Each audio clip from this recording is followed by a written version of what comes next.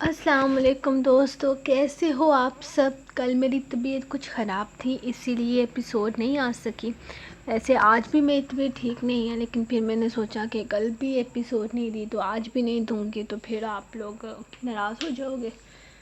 پھر آج میں نے جیسے تیسے کر کے ایپیسوڈ لکھ لی تو آپ لوگوں کے لیے لے آئی ہوں۔ تو چلیے سٹارٹ کرتے ہیں آج کے ایپیسوڈ۔ مرمے کا احسان، ایپیسوڈ نمبر 89۔ تحریر ارید شاہ۔ شاکر، تم بھاگ نہیں سکتے اور نہ ہی کبھی یہ سوچنا کہ تم کاظم کاظمی کی پہنچ سے دور جا سکتے ہو، رسل نے کافی غصے سے اس سے کہا تھا جب اچانک اسے پیچھے سے گولی چلنے کی آواز سنائی دی۔ ایک لمحے کے لیے تو رسل بھی حیران سا ہو گیا تھا جب اس نے پیچھے مڑ کر دیکھا۔ کاظم کے ہاتھ میں بندوق تھی اور شاکر پیر پکڑے زمین پر پڑا تھا۔ میں نے پہلے ہی اس سے کہا تھا کہ وہ بھاگ نہیں سکتا۔ رسل کندھے اچکا کر ایک سائیڈ ہوتے ہوئے کاظم کو آگے بڑھنے کا راستہ دے چکا تھا۔ کاظم، مجھے چھوڑ دو، مجھے جانے دو۔ دیکھو، میں نے کچھ نہیں کیا۔ سب کچھ کروانے کے لیے ہمدانی نے کہا تھا، میں تو بس اس کی مدد کر رہا تھا اور اپنے کام کا پیسہ لے رہا تھا۔ اس نے مجھے بہت سارے پیسے دیے تھے ان سارے کاموں کے لیے۔ دیکھو، میرا کوئی قصور نہیں ہے، میں نے کچھ نہیں کیا، خدا کے لیے مجھے جانے دو۔ وہ مسلسل روتے ہوئے اس کی طرف جا رہا تھا جب کاظم قدم قدم اٹھاتا اس کی طرف آیا اور اس کے قریب آ کر بیٹھ گیا۔ کہا تھا ہمدانی، کہاں ہے ہمدانی؟ اس نے بے حد نرمی سے سوال کیا۔ میں نہیں جانتا، میں تو بس وہ انکار کرنے ہی والا تھا جب اچانک کاظم نے اس کی زخمی ٹانگ کو اپنے ہاتھ کے پنجے میں جکڑ لیا۔ اس کی ٹانگ سے بہتا خون پوری طرح کاظم کے ہاتھ کو لال کر گیا تھا، جبکہ وہ آدمی درد سے بلبلا اٹھا تھا۔ نہیں، نہ، مجھے نہیں پتہ، جیسے فضول الفاظ ضائع کر کے صرف اپنی موت کو اپنے قریب بلا رہے ہو۔ وہ اس کی آنکھوں میں آنکھیں ڈالتے ہوئے سمجھانے والے انداز میں بولا تھا۔ مجھے یقین ہے تم ہرگز اپنی موت نہیں چاہتے ہو، ہے نا؟ وہ اب تک نرمی سے اس سے بات کر رہا تھا جبکہ وہ کانپتے ہوئے ہاں میں سر ہلا گیا۔ Good, very good. اب بتاؤ مجھے، کہاں ہے ہمدانی؟ کہاں پر اس نے اپنی موت کا انتظام کیا ہے؟ وہ اس کی آنکھوں میں آنکھیں ڈالے پوچھ رہا تھا۔ میں تمہیں سب کچھ بتاؤں گا، خدا کے لیے مجھے زندہ چھوڑ دو۔ وہ ہاتھ جوڑتے اس سے اپنی زندگی کی بھیک مانگ رہا تھا۔ چلو ٹھیک ہے۔ وہ ایک جھٹکے میں اسے گریبان سے پکڑ کر سیدھا کھڑا کرتے ہوئے گھسیٹ رہا تھا، جبکہ شاکر اب مجبور ہو چکا تھا اسے کسی بھی حال میں ہمدانی کا پتہ بتانا تھا، ورنہ اس کی اپنی موت اس کے سر پر کھڑی تھی اور وہ جانتا تھا کاظم کاظمی اس کے ٹکڑے ٹکڑے کر دے گا، اور وہ مرنا تو ہرگز نہیں چاہتا تھا۔ بھلا اپنی ہی موت کو کوئی خود کیوں بلائے گا؟ یہی حال اس وقت شاکر کا ہو رہا تھا، یہی حال اس وقت شاکر کا ہو رہا تھا۔ مجھے کچھ نہیں کھانا، سنا تم نے؟ وہ غصے سے کھانے کو پیچھے ہٹا چکی تھی۔ ٹھیک ہے، اگر تم بھوکا مرنا چاہتی ہو تو مجھے کوئی اعتراض نہیں۔ مر تو تم نے ویسے بھی جانا ہے، کیونکہ زندہ تو میں تمہیں چھوڑوں گا نہیں، کیونکہ تم کائزان کاظمی کی سب سے بڑی خوشی ہو، اور اس کی خوشیاں چھیننا ہی تو میرا مقصد ہے۔ مار تو میں تمہیں ویسے بھی دوں گا، بہتر ہے کہ کھا پی کر مرو۔ دیکھو نا کتنی اچھی اچھی چیزیں میں تمہارے لیے لے کر آیا ہوں۔ اتنا شاہی کھانا یہاں سے ملتا بھی نہیں ہے، اسپیشلی تمہارے لیے منگوایا ہے میں نے، آرڈر پر تیار کروایا ہے، اور تم نخرے دکھا رہی ہو۔ مجھے تمہاری کسی چیز کو کھانے میں کوئی دلچسپی نہیں ہے۔ دفع ہو جاؤ یہاں سے، اور اپنی شکل کی طرح اپنی آواز بھی یہاں سے گم کرو۔ میں تمہاری آواز تک نہیں سننا چاہتی۔ یقیناً تم خود کو اس قابل ہی نہیں سمجھتے کہ مجھے اپنا چہرہ دکھا پاؤ۔ وہ اسے اکسانے کی کوشش کر رہی تھی کہ شاید وہ غصے میں آ کر اسے اپنا چہرہ دکھا دے، لیکن شاید وہ بھول گئی تھی کہ وہ اتنی سمارٹ نہیں ہے جتنا وہ خود کو سمجھتی ہے۔ اس کے ہاتھوں صرف کائزان کاظمی ہی بیوقوف بن سکتا تھا، وہ بھی اپنی مرضی سے۔ میرا چہرہ تمہارے سامنے آئے یا نہ آئے، لیکن تمہارے شوہر کا چہرہ آج تمہارے سامنے ضرور آئے گا، اور تمہیں پتہ چلے گا کہ جسے تم فرشتہ سمجھتی ہو، اصل میں وہ کوئی فرشتہ نہیں بلکہ ایک خون خوار درندہ ہے، جو وقت آنے پر تمہیں بھی استعمال کرے گا۔ وہ کسی کا سگا نہیں، جو اپنے باپ کا نہ ہو سکا، وہ تمہارا کیا ہوگا؟ ارے ارے، اپنے ہاتھوں سے اس نے اپنے باپ کی جان لی ہے، اور اگر اس کی جان نہیں لی نا تو بھی کم سے کم وہ اس حالت میں نہیں ہے کہ وہ کسی کے سامنے آ سکے۔ ارے اپنے ہی باپ کو اس نے سالوں سے غائب کیا ہوا ہے، اسے دنیا سے چھپا کے رکھا ہوا ہے، لیکن ہم اپنی سرکار کو واپس لے کر آئیں گے۔ ہم اپنی سرکار کے لیے جان بھی دیں گے، لیکن ان پر آنچ نہیں آنے دیں گے، اور اگر خدا نخواستہ ان کو کچھ ہوا ہے نا تو تمہارے کائزان کو موت سے کوئی بچا نہیں سکتا۔ اگر ہماری سرکار کو کچھ ہوا نا تو تمہارا کائزان کاظمی مرے گا، اور ضرور مرے گا۔ وہ بے حد غصے سے اس کے سامنے بیٹھا بولے جا رہا تھا، جبکہ وہ اس کی باتیں سن رہی تھی۔ تمہاری باتوں سے مجھے اندازہ ہو گیا ہے کہ تمہارا سرکار بھی یقیناً تمہارے ہی جیسا تھا، اور جہاں تک تمہارے کہنے کے مطابق وہ تمہارا سرکار میرے کائزان کا باپ ہے، تو یقیناً وہ جینے کے قابل ہوگا نہیں ہوگا، اسی لیے انہوں نے اسے مار ڈالا ہوگا۔ وہ بالکل بھی خوف زدہ ہوئے بغیر بولی تھی، کیونکہ وہ جانتی تھی کہ کائزان اسے کچھ نہیں ہونے دے گا۔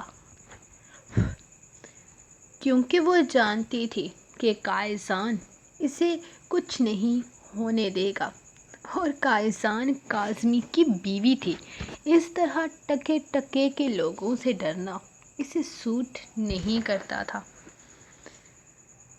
اے لڑکی، میں تیری ہر بکواس سن لوں گا، لیکن خبردار جو تو نے میری سرکار کے خلاف ایک لفظ بھی کہا۔ میرے سرکار کی سب سے بڑی غلطی یہ تھی کہ کائزان کاظمی کو پیدا کیا، تب ہی تو آج وہ اس مقام پر پہنچا ہے۔ لیکن وہ کہاں جانتے تھے کہ اپنی ہی اولاد ان کے ساتھ ایسا کرنے والی ہے۔ کوئی بات نہیں، ان کے ساتھ جو کچھ بھی ہوا برا ہوا، اس کا بدلہ سمیر ہمدانی لے گا۔ تمہارے قائزان کا تو میں وہ حال کروں گا جو دنیا دیکھے گی، لیکن افسوس تم نہیں دیکھ پاؤ گے، کیونکہ تمہاری موت میں قائزان کاظمی سے پہلے لے کر آؤں گا، کیونکہ تم مرو گی تو ہی تو اسے موت کا مطلب سمجھ میں آئے گا، کیونکہ تم اس کے لیے اس کی زندگی ہو، اور جب تم اس کے سامنے مرو گی تب ہی تو اسے پتہ چلے گا کہ موت کا اصل مطلب کیا ہے۔ اسی لیے تم قائزان کی موت نہیں دیکھ سکو گے، لیکن میں تمہیں بتا رہا ہوں، میں اسے ایسی موت دوں گا کہ وہ پانی بھی نہیں مانگے گا۔ وہ اس کے قریب سے اٹھتے ہوئے بولا تھا، جبکہ مریم نے اس کی بات کا کوئی جواب نہیں دیا تھا، کیونکہ اس شخص کی باتوں سے اسے کوئی فرق نہیں پڑتا تھا۔ یہ آدمی صرف فضول بکواس کر رہا تھا اس کی نظر میں، اور کچھ بھی نہیں، اور فضول بکواس کا کوئی جواب نہیں ہوتا۔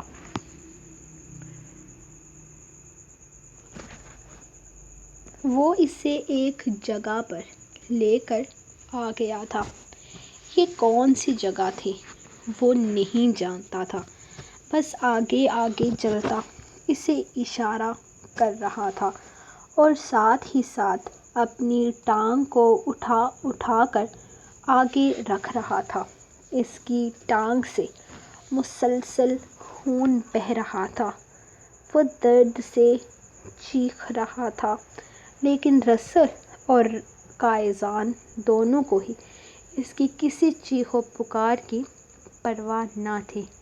اسے فی الحال جو سمجھ میں آیا تھا وہ بس اتنا تھا کہ اس شخص کی وجہ سے ہی مریم آج ایک انجان ملک میں تھی، جہاں اس کا اپنا کوئی بھی نہیں تھا۔ وہ بیچاری کسی چیز کے بارے میں کچھ نہیں جانتی تھی۔ ان سب چیزوں میں مریم کو گھسیٹ کر سمیر ہمدانی نے خود اس سے دشمنی مول لی تھی، ورنہ سمیر ہمدانی اس کے لیے صرف ایک دم ہلانے والا کتا تھا، جو سرکار کے سامنے دم ہلاتا تھا اور اسے اس کام کے پیسے ادا کیے جاتے تھے۔ وہ جانتا تھا وہ کسی بھی حالت میں اپنے سرکار کا پتہ چاہتا ہے، اور اس کے پیچھے کوئی محبت نہیں، بلکہ وہ دولت تھی جس کا وارث بننا قائزان نے گوارا نہیں کیا تھا۔ لیکن پھر بھی اس ساری دولت کا وارث قائزان کاظمی ہی تھا، کیونکہ وہاج نے اپنا سب کچھ اپنے بیٹے کے نام کر کے رکھا ہوا تھا۔ وہ ہر قیمت پر اپنے بیٹے کو غلط کاموں کی طرف لانا چاہتا تھا، لیکن قائزان کاظمی کو ڈرگس سے نفرت تھی۔ وہ کبھی وہ کام نہیں کر سکتا تھا جس کی وجہ سے اس کی ماں نے اپنی زندگی کے 10 سال ایک کار کوٹھری میں گزار دیے۔ ہاں، وہ شخص اس کا باپ تھا جس نے اپنی ہی حاملہ بیوی کو پھنسا کر 10 سال کے لیے جیل میں بند کروا دیا۔ وہ معصوم آخری سانس تک اپنے شوہر سے محبت کرتی رہی، یہ سوچ کر کہ اس کا شوہر ایک اچھا اور نیک انسان ہے۔ بس لوگوں نے اسے غلط ثابت کر دیا ہے، حالانکہ حقیقت تو یہ تھی کہ وہ ایک انتہائی گھٹیا اور ذلیل انسان تھا۔ وہ نہ صرف غلط کام کرتا تھا بلکہ لوگوں کی زندگیاں تباہ کرتا تھا، اور اس نے اپنی بیوی اور بچے کی زندگی بھی تباہ کر دی تھی۔ اس نے اپنی بیوی کو کبھی اپنی ہی حقیقت نہیں بتائی تھی۔ یہی وجہ تھی کہ مریم سے نکاح سے پہلے ہی اس نے مریم کو بتا دیا تھا کہ وہ ایک گینگسٹر ہے۔ وہ کس طرح کا گینگسٹر ہے اور کیا کرتا ہے، اس نے مریم کو بتانا کبھی ضروری نہیں سمجھا تھا، کیونکہ وہ جانتا تھا کہ مریم کی نظر میں وہ ایک گنہگار انسان ہی ہوگا۔ وہ جانتا تھا کہ مریم اس کے بارے میں سب کچھ جانتی ہے، ہاں بس اپنے دل کو بہلانے کے لیے وہ کہانیاں بناتی رہتی ہے۔ وہ معصوم ہے، نادان ہے، اس کی کام کی نوعیت کو نہیں سمجھ سکتی، لیکن پھر بھی اسے کسی طرح کے دھوکے میں اس نے نہیں رکھا تھا۔ اس کا بھائی بھی جانتا تھا کہ وہ کیا کرتا ہے۔ اس نے کبھی کسی کے ساتھ کوئی گیم نہیں کھیلا تھا۔ اس نے ہمیشہ اپنے بارے میں سچ بولا تھا، لیکن اس کا باپ ہمیشہ سے جھوٹ بولتا آیا تھا۔ اس نے کبھی کسی کے سامنے سچ کو قبول ہی نہیں کیا تھا۔ اس نے ہمیشہ جھوٹ بولا تھا، زندگی کے ہر مقام پر دھوکہ دیا تھا۔ اس نے تو اسے بھی دھوکہ دیا تھا۔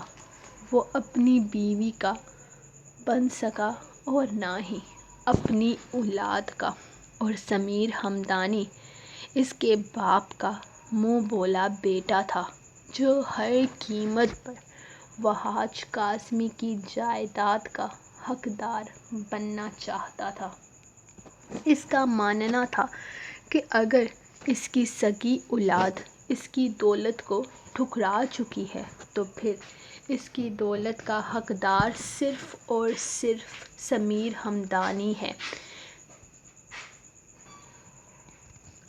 کیونکہ وہ بھی تو اس کا منہ بولا ہی صحیح ہے تو بیٹا ہی، اور اس کا بھی پورا پورا حق بنتا ہے اس ساری جائیداد پر، اور جب تک وحاج کاظمی خود اسے جائیداد نہ دے وہ اس کی نہیں ہو سکتی تھی۔ اسی لیے تو وہ اپنی سرکار کی محبت میں دیوانہ ہو چکا تھا۔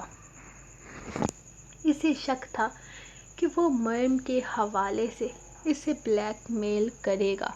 جب اسے یہ پتہ چلے گا کہ وحاج کاظمی مر چکا ہے، وہ قائزان کاظمی سے اس کی ساری دولت لینے کی کوشش کرے گا، اور وہ ایسا کرنے کو تیار تھا اگر وہ مریم کو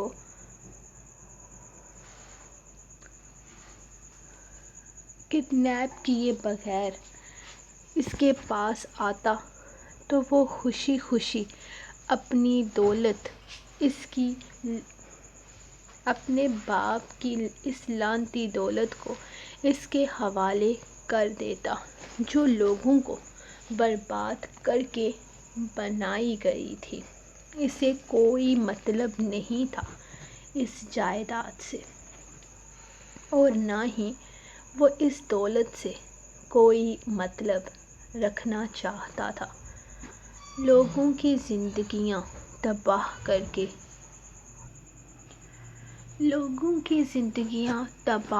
کے جو کچھ اس کے باپ نے بنایا تھا وہ شاید سمیر ہمدانی کے حوالے کر دیتا اگر وہ مریم کو اٹھا کر نہیں لے کر جاتا تو۔ وہ ان سب چیزوں میں مریم کو گھسیٹ کر نہیں لاتا تو، لیکن اس نے مریم کو ان سب چیزوں میں لایا تھا، وہ مریم کو یہاں اٹھا کر لایا تھا، یعنی کہ وہ اپنی موت کو خود بلا کر لایا تھا۔ وہ جانتا تھا اسے سوائے جائیداد کے اور کچھ بھی نہیں چاہیے، اور قائزان کو صرف اور صرف اپنی مریم سے مطلب تھا۔ وہ سب کچھ اس کے حوالے کر دے گا، لیکن یہ صرف اور صرف سمیر ہمدانی کی ایک غلط فہمی تھی، بلکہ خوش فہمی تھی، کیونکہ یہاں وہ اسے دینے تو آیا تھا، لیکن اپنے باپ کی جائیداد نہیں بلکہ موت، کیونکہ وہ ایسے کسی انسان کو زندہ نہیں چھوڑ سکتا تھا جو اس کی کمزوری کے بارے میں جانتا ہو۔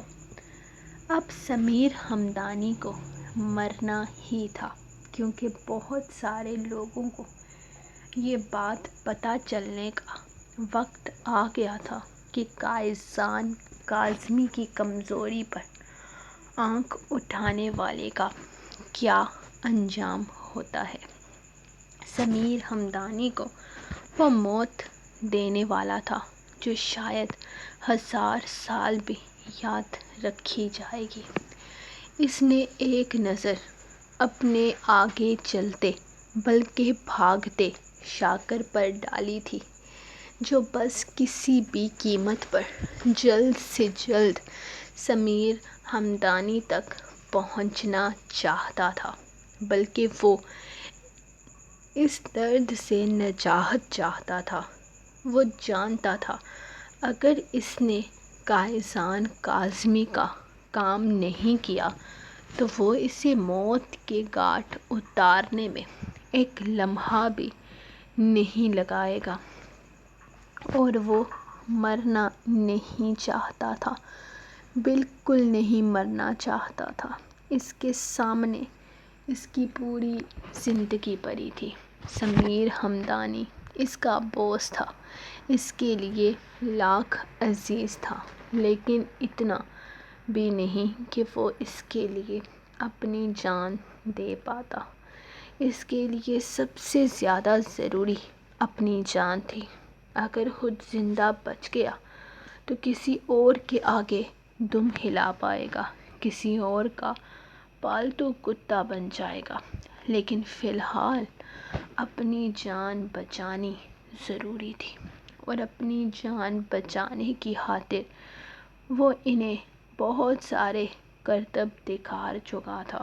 آخرکار وہ اسے سمیر ہمدانی کے اڈے پر لے کر آیا تھا۔